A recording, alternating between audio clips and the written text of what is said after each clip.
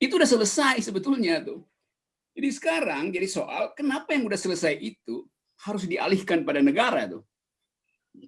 Tentu karena negara mencium 2.000 triliun itu menggiurkan, itu aja intinya kan. Benar, berhasil di Singapura, didukung oleh rakyat. Kenapa? Karena Menteri Sosial Singapura tidak berasal dari PDIP.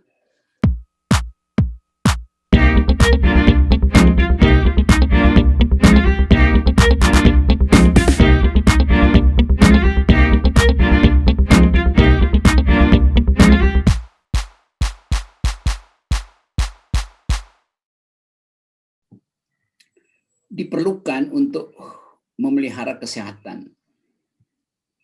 Tapi orang nggak percaya. Bahkan Presiden udah kasih contoh bagaimana dia sing-singkan dengan bajunya dan jarum suntik itu menuju pembuluh darahnya. Orang tetap anggap itu bukan vaksin. Orang tetap anggap itu sandiwara itu. Jadi vaksin yang adalah diperlukan buat kesehatan tidak dipercaya orang. Wakaf yang diperlukan untuk ekonomi tidak dipercaya orang itu.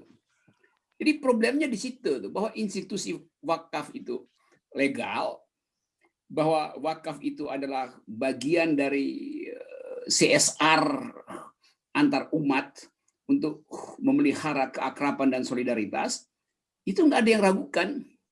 Yang orang ragukan adalah proposal pemerintah. Jadi kita mesti lihat dulu problem sebetulnya psikologi publik yang mendasari kontroversi terhadap zakat itu, terhadap wakaf itu. Lalu pemerintah mulai cari-cari cara. Bandingkan dengan Singapura. Singapura bisa mengefektifkan solidaritas melalui wakaf. Iya, benar, berhasil di Singapura.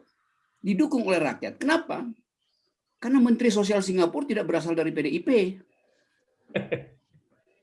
Jadi soal-soal semacam itu yang biasa disebut anthropological notes, nota antropologi terhadap proposal publik pemerintah, itu yang mesti diperhatikan.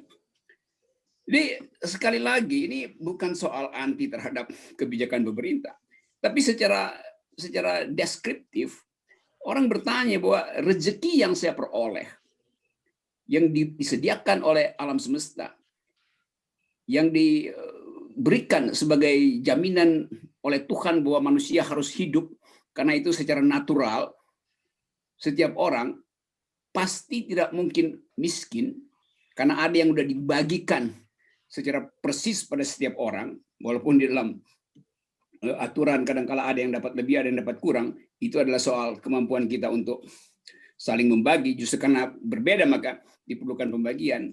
Bagian itu yang kita sebut sebagai dimensi keadilan dari institusi ekonomi yang disebut wakaf itu. Itu udah selesai sebetulnya tuh. Jadi sekarang jadi soal kenapa yang udah selesai itu harus dialihkan pada negara tuh. Tentu karena negara mencium 2.000 triliun itu menggiurkan, itu aja intinya kan. Jadi sekali lagi soal-soal yang sifatnya pragmatis itu yang tidak dibongkar latar belakangnya. Lain kalau pemerintah misalnya bilang, kami memang salah urus negara, karena itu kami minta umat Islam ikut mengurus. Jadi pengakuan itu yang diperlukan sebetulnya. Efikasi dari wakaf itu terletak pada legitimasi pemerintah di depan umat Islam. Karena orang anggap bahwa bukannya pemerintah dijamin oleh konglomerat, oleh oligarki. Bukankah mereka yang mestinya kosnya itu mesti dibebankan pada pendukung-pendukung rejim itu tuh. Kan itu orang mau hitung economies of scale dari wakaf itu tuh. Bahwa kosnya dari satu produk seharusnya tidak dibebankan pada konsumen itu. Kalau perusahaan itu punya skala ekonomi yang besar sehingga kosnya jadi kecil. Ini karena perusahaan klaim besar itu kita punya aset 1.000 triliun, 11.000 triliun kata Presiden. Lalu kenapa kosnya itu masih harus dibebankan pada konsumen? Bukankah Anda bisa bebankan itu pada skala Anda yang besar itu? Jadi logik itu yang orang anggap ada sebetulnya semacam penyelundupan kepentingan yang tidak tulus. Karena itu saya menganggap bahwa wakaf itu legal, bagus demi keadilan, tetapi proposalnya yang tidak tulus, itu soalnya tuh.